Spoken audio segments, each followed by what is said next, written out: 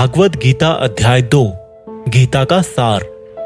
दोस्तों, गीता के दूसरे अध्याय से हमें इमोशनल स्टेबिलिटी, आत्मा, मृत्यु, पुनर्जन्म, डिसीजन मेकिंग के बारे में सीखने को मिलता है और गुस्से का सबसे बड़ा रीजन और उसका सॉल्यूशन क्या है, कैसे आप किसी भी कंडीशन में खुश रह सकते हो और मेहनत कैसे करते हैं, यह भी आपको सीखने को मिलेगा।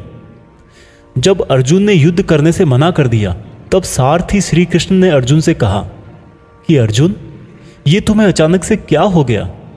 जिस तरह की कमजोर बातें तुम बोल रहे हो वो तुम जैसे महान योद्धा के मुंह से बिल्कुल अच्छी नहीं लगती। इसलिए अपने इस मन की कमजोरी को छोड़कर युद्ध के लिए वापस खड़े हो जा। अर्जुन बोले कि मैं किस तरह से अपने ही गुरुजी द्रोणाचार्य और दादाजी भीष्म पितामह को मारने के लिए अपना धनुष चला सकता हूँ, क्योंकि ये तो मेरे लिए हमेशा से ही भगवान की तरह रहे हैं। इस युद्ध को करने से अच्छा है कि मैं भिखारी बन जाऊं, क्योंकि अपनों को ही मारूंगा तो जीत में भी मेरी हार ही है। मैं सही और गलत को नहीं समझ पा रहा, इसलिए मेरा मार्गदर्शन करो कृष्ण। श्री कृष्ण मुस्कुराकर अर्जुन को देखने लगे। भले कोई इंसान उनसे कुछ मांगे और वो दे ही ना, ऐसा भी कभी हो सकता है क्या? यहीं से शुरू होता है भागवत गीता का वो ज्ञान जो आपको भी अर्जुन बनकर ध्यान से सुनना और समझना चाहिए। श्री कृष्ण बोले कि अर्जुन, ये तुझे अचानक से क्या हो गया? तुझ जैसे इंसान को किसी दूसरे की मृत्यु को लेकर नहीं डरना चाहिए। और वैसे भी तुझे क्या लग रहा है, ये लोग तेरे मारने से मर जाएंगे और तू ही इनको मारेगा? इन सब लोगों का और तुम्हारा भी पिछला जन्म भी था और अगला जन्म भी होगा। इसलिए जैसा तुम सोचकर दुखी हो रहे हो वह ज्ञान तुम्हारा अधूरा है। और रही बात इनकी मृत्यु का तुझे पाप लगने की, तो ये समझ ले, इनको मारने वाला तू नहीं बल्कि मैं हूं। तू तो इनकी मौत का सिर्फ एक कारण है और ये लोग मरने के बाद भी मेरे ही पास आएंगे, क्योंकि ये लोग शरीर नहीं है बल्कि आत्मा है और आत्मा को किसी भी तरह से नष्ट नहीं किया जा सकता। आत्मा तो अगले जन्म के लिए इस शरीर को उसी तरह से छोड़ देती है जिस प्रकार से तुम अपने पुराने कपड़े बदलकर नए पहनते हो। हे अर्जुन, जन्म देने वाला और मारने वाला मैं ही हूं। और ये बता, क्या तू किसी मरे हुए इंसान को जिंदा कर सकता है?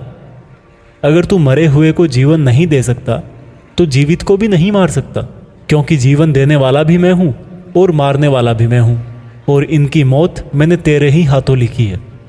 और अर्जुन, अगर तुझे ऐसा लगता है कि आत्मा भी मरती है तो ये जान ले कि आत्मा जैसे जन्म लेकर मरती है वैसे ही मरने के बाद प्रकृति का चक्र पूरा करने के लिए उसको फिर से जन्म लेना पड़ेगा। इस प्रकार से भी आत्मा नष्ट नहीं हुई। और जब प्रकृति ऐसे ही चलती है तो भला तू इसका जिम्मेदार कैसे हुआ? अर्जुन, जिस क्षत्रिय को जीवन में युद्ध करने का अवसर प्राप्त होता है वो ना केवल भाग्यशाली है बल्कि उसका तो धर्म और कर्म ही युद्ध करना है। और अगर तूने ये युद्ध नहीं किया तो इसका मतलब यह होगा कि तूने अपना धर्म और कर्म अच्छी तरह से नहीं निभाया और इसलिए तेरे नाम के साथ कलंक जुड़ जाएगा। और तेरे जैसे अर्जुन के लिए तो कलंक उसकी मौत से भी बड़ा है।